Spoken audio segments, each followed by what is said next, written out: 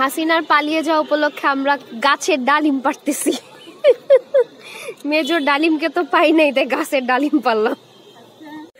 যাক আলহামদুলিল্লাহ, এতদিনে আসলে একটা কিছু হয়েছে। তো যারা মারা গেছে তাদের প্রতি অনেক শোক সমবেদনা রইল, আল্লাহ তাদের জান্নাতবাসী করুক। আসলে এছাড়া তো আমাদের কিছু করার নাই। আলহামদুলিল্লাহ অনেকগুলা ডালিম হয়েছে। তো এই কয়দিন আমরা সবাই অনেক বেশি টেনশনে ছিলাম, অনেক বেশি চিন্তায় ছিলাম যে কি জানি কি হয়।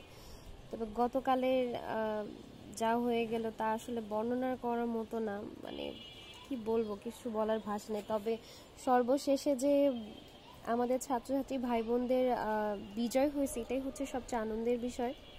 তো সবাইকে আসলে মিষ্টি খাওয়াতে না পারলেও ডালিম খাওয়াতে পারবো ইনশাল্লাহ। যে খেতে চান আমার বাসায় চলে আসবেন। সবাই ভালো থাকবেন। আসসালামু আলাইকুম। পৃথিবীর কোনো কিছু আসলে এমনি এমনি অর্জন হয় না, মানে সেটা অর্জন করার জন্য অনেক অনেক বেশি ত্যাগ করতে হয়। আমরাও হয়তো এই ৩৬শে জুলাইয়ের জন্য অনেক কিছুই ত্যাগ করেছি।